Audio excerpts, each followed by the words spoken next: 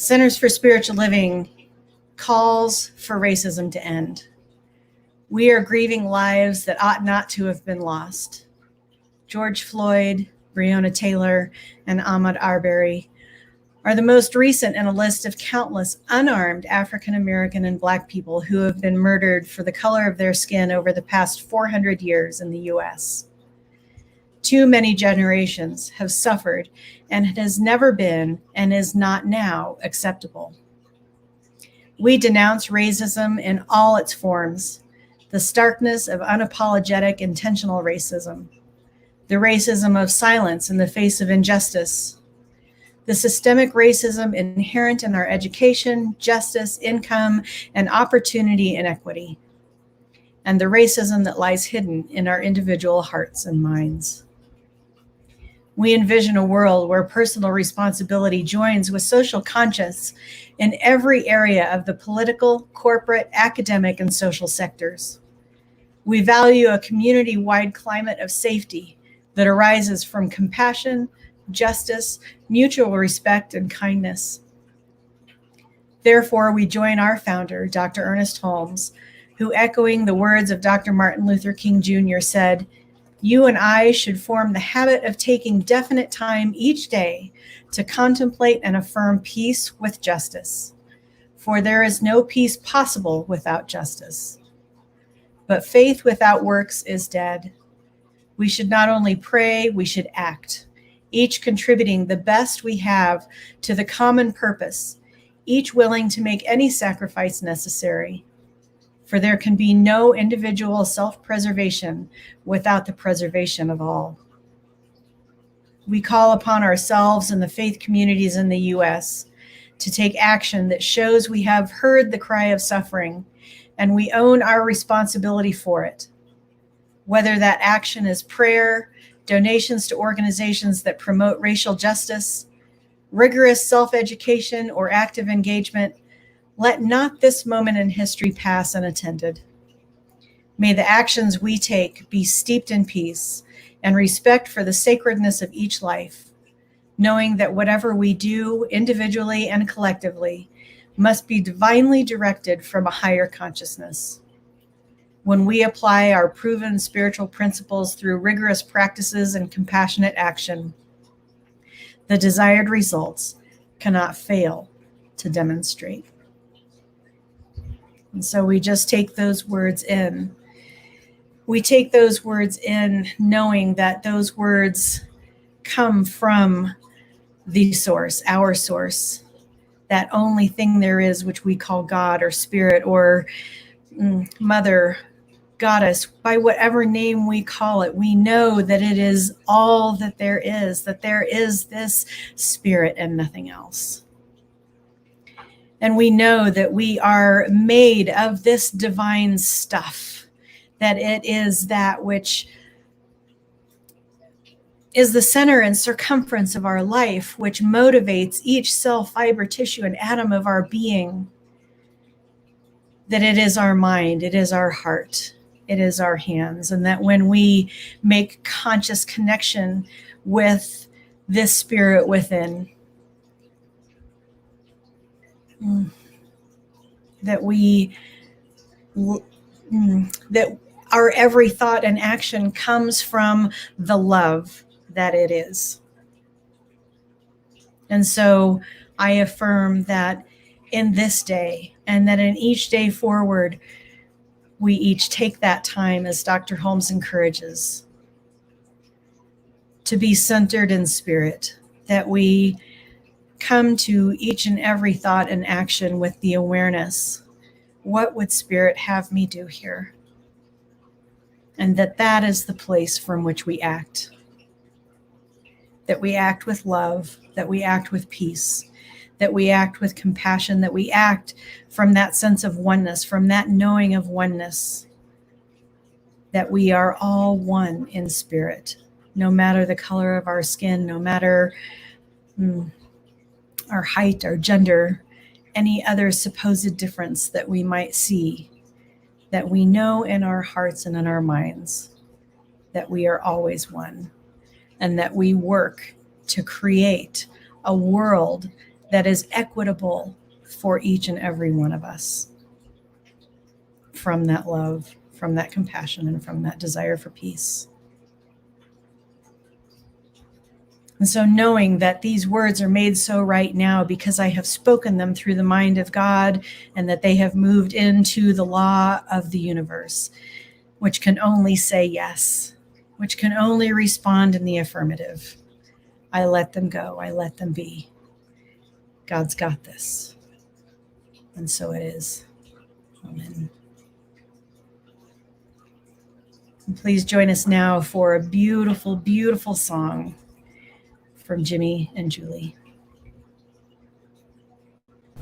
1, 2, 3.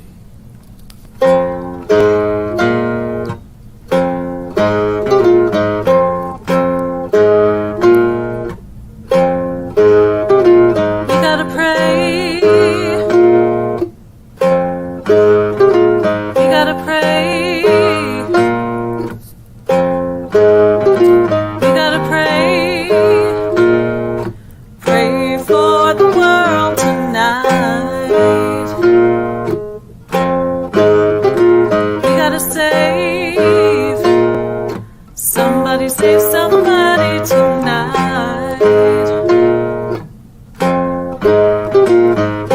Fire in the air, what the hell going on? Sirens everywhere, singing that street song. Violence everywhere, barely holding on. What the hell going on? Do you know who you are? Do you know who we are?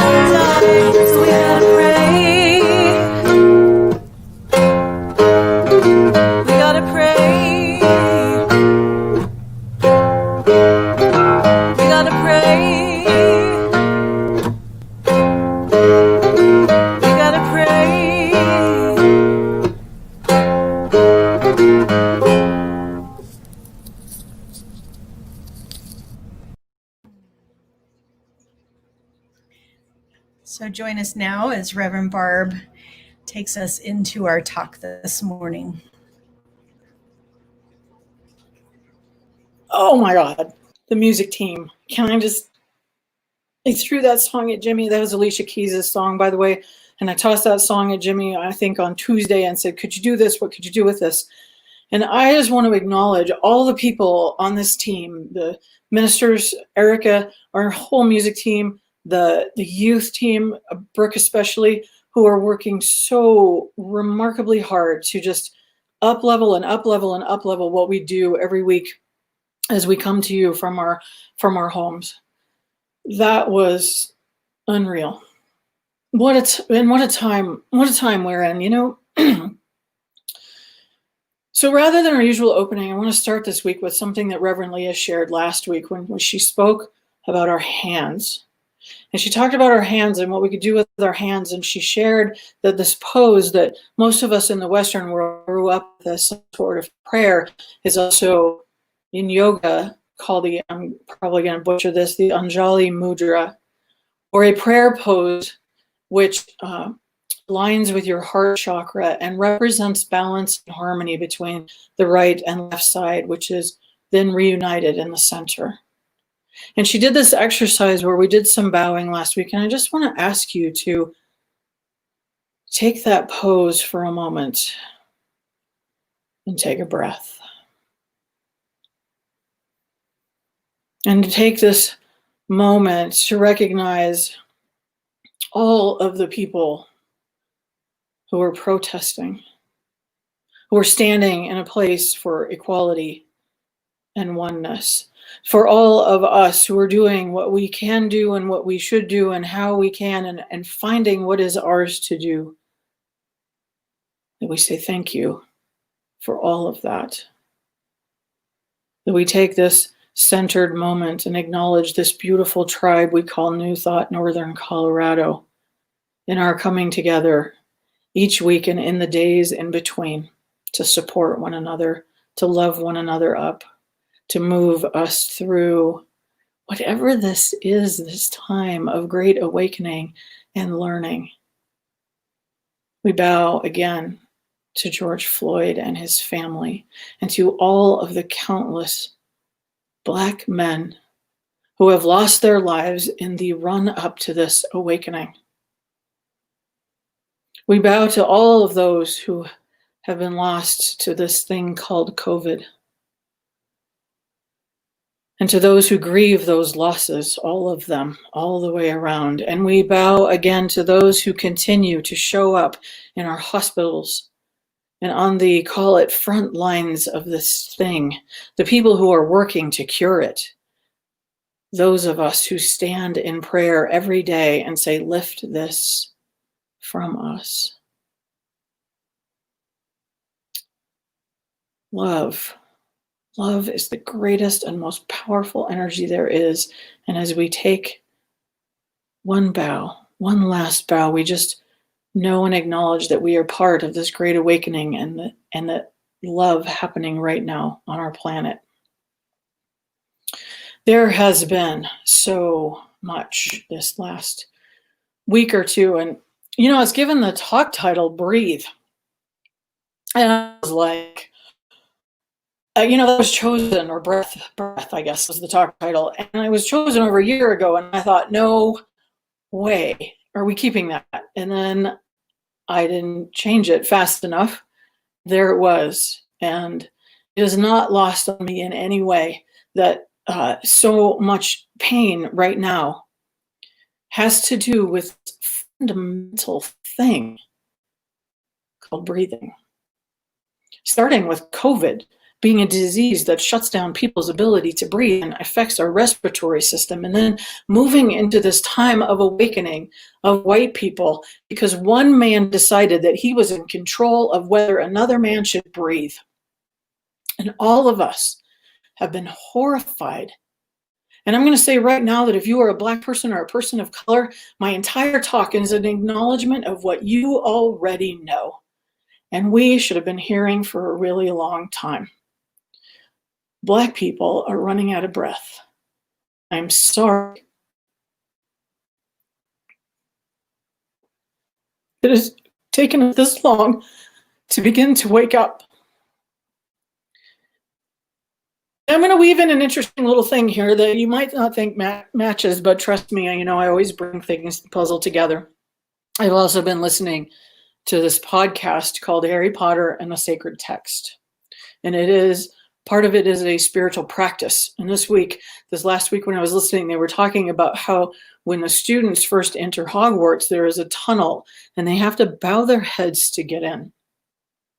It's kind of an acknowledgement that something larger is about to take place in their life, but it begins to create this relationship with the castle where staircases move and pictures talk and things change. But you learn as you figure it out. As you get to know the ways of the castle, you come to understand this very important thing. Help will always be available at Hogwarts to those who need it. Now, a couple of things dawned on me about this. When I'm willing to lower my head, there is a vulnerability and a listening. And it is a pose that says, maybe we don't already know the answer. Rarely when I think I have something to say and dang it, I know the answer and I'm going to share the answer with you even if you don't want to hear it. Rarely in those moments is my head down. And I don't know about you, but I think it's time for white folks to lower our heads a little bit and listen more. Now, the main thing that struck me about this relationship to the castle was one of enormous privilege. As a white person growing up in the United States, we are taught from a very young age that help will always be there for us if we need it. The United States is our Hogwarts. And we learn the ways of the castle from a very young age. We figure out how the staircases move. We're not even aware of it.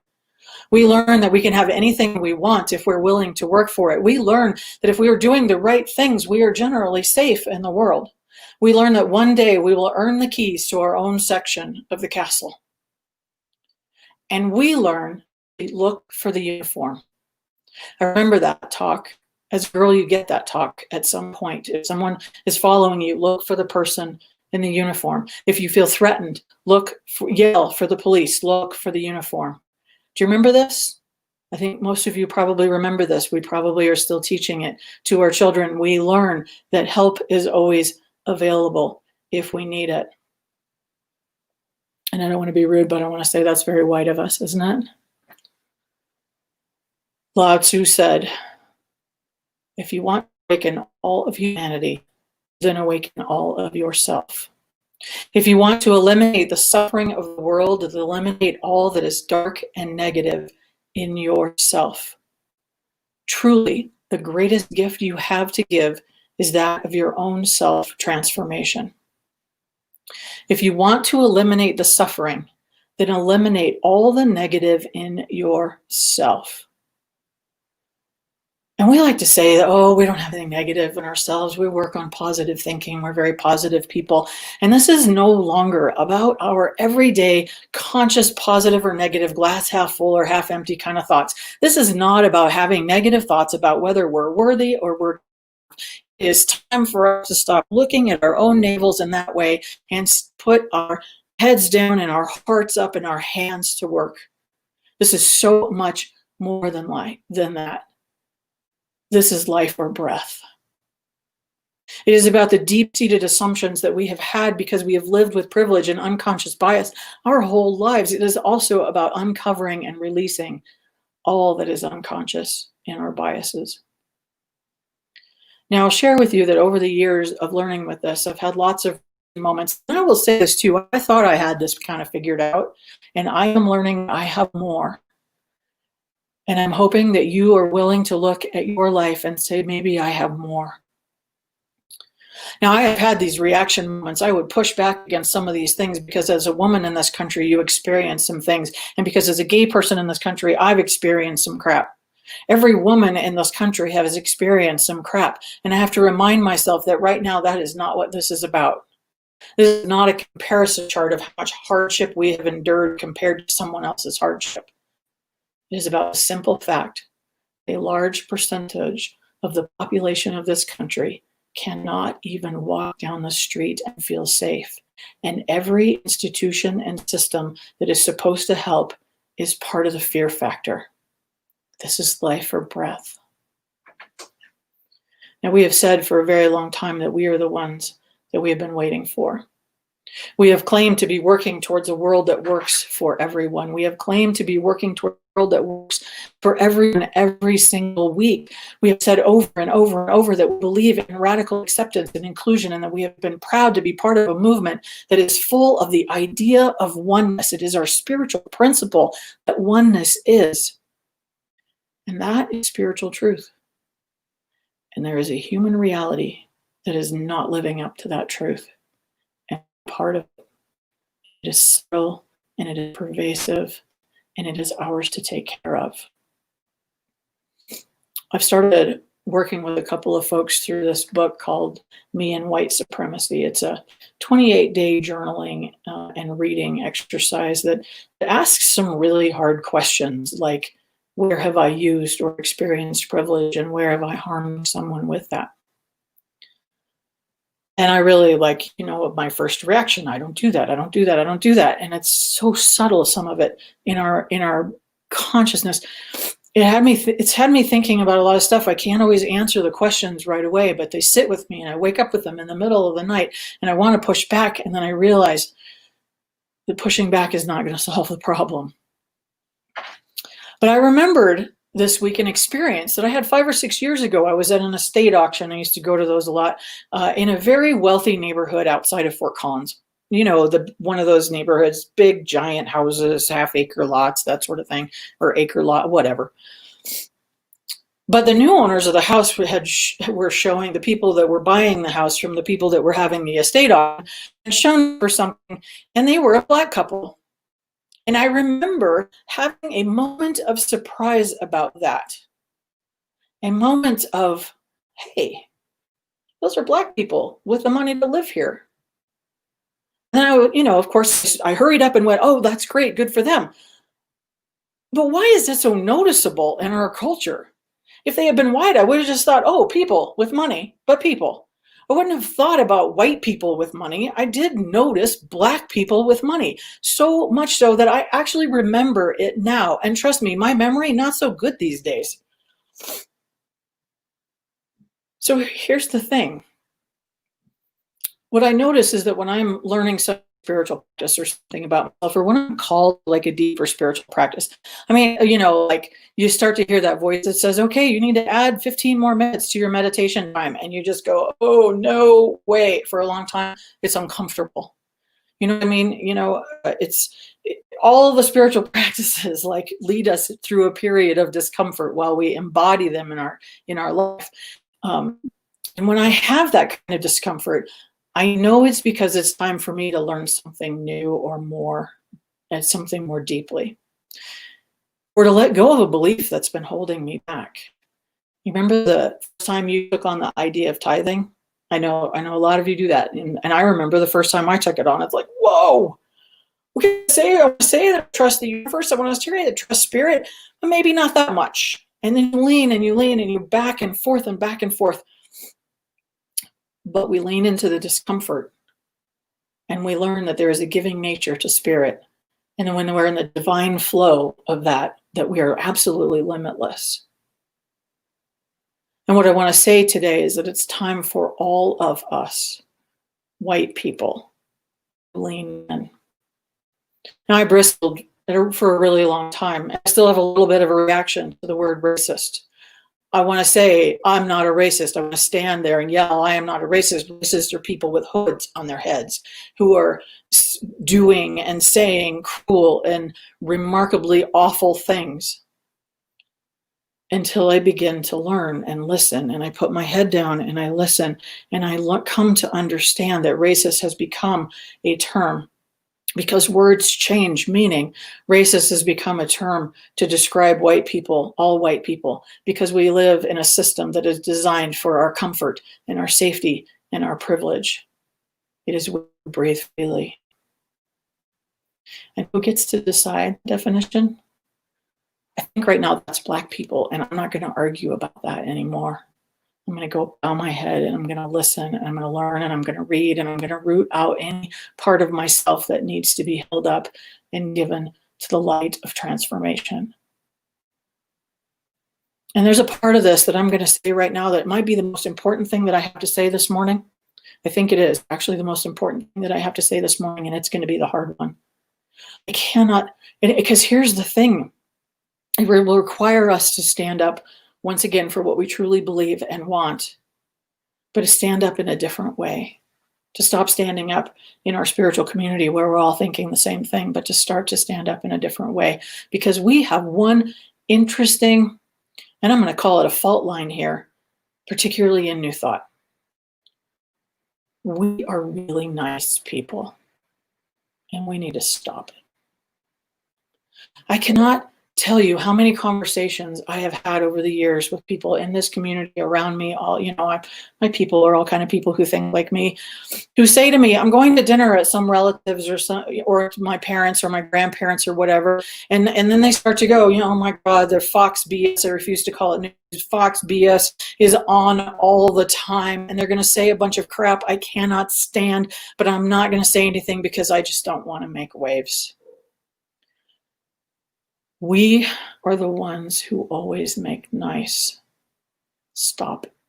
Just stop it. People are dying, and we're afraid that our uncle might not like us anymore. This fight for the lives of our Black brothers and sisters, it will not be won in the streets. It will be won at the dinner table and at the ballot box. So if you think your uncle isn't going to change anywhere, so be it, whatever. But stop letting him think that it's okay. Your silence makes you complicit, and this is life or breath. And here's the thing, there are other people at the table who are waiting for someone to speak. There are other people at every table who are waiting for someone to speak. You probably look across the table at them from underneath your eyes and go, oh, not again, here we go. Stop it. Your kids will respect you for it. Your grandkids will respect you for it. And you will be able to breathe when you look at yourself in the mirror. And breath, beloveds, as we have learned so clearly, breath is life. And all of this is an awakening to love. And as Bell Hooks says, all awakening to love is spiritual awakening. And if we are truly, truly going to spiritually awaken, if we are truly going to awaken to the magnificence that is within us and the magnificence that is possible on this planet, then we're going to have to dig in, and we're going to have to do some uncomfortable work, and we're going to have to really learn. And we're going to have to stop whitewashing this idea of oneness as a spiritual principle and understand it is a principle that we must bring to life within our own being and then in our communities. All awakening to love is spiritual awakening. And breath, my beloved's breath is life. And you are loved. And I'm going to ask you, just like we do when we're in the center, to just raise your hand this morning if you would like prayer. Just be with me in this moment of prayer. As I take a deep breath that I am so grateful for right now today. I am so grateful for the breath. I know that as I connect with that breath, as I connect with the life that lives within me, that I connect with the life that lives within each and every one of you and each and every one of us who are in spiritual communities all around the world this morning, taking on this thing that is ours to do. Whatever part of it. I know that there is a lifting. I know that there is a lifting that we all must do. And I know that we right here, right now, have the strength, the tenacity, the wisdom, and all that is needed to start the lifting. To bring every part of this grand design and quilt of life, the grand design and quilt of all colors of life, to bring all of it into equity and into the reality, a realness of oneness that does not currently exist in our experience, that we begin to create the world that is called within every one of our spiritual practices, that oneness is an ideal and a principle that we must live into. It's easy to say, it's harder to live. And so this day, I continue to wrap the arms of grace and comfort around those who have experienced loss in this time. I wrap the arms of grace and comfort around all of us who are saying yes to deeper experience and work and leaning into a greater expression of life that is possible. I give thanks for all of us. I give thanks for every expression of this work, from protesting to posting to writing letters to holding others accountable. I give thanks for those in the systems of privilege who are looking at what their work and saying, oh, this has got to change. This has got to change. And I know that they are supported in that changing. That all that is necessary, all that is called for us to become one people is right here in front of us, waiting for us to say yes. And I give thanks for the yes and the opportunities to grow and learn and express. I give comfort and compassion and love and all that we have to this idea of a world that works for everyone.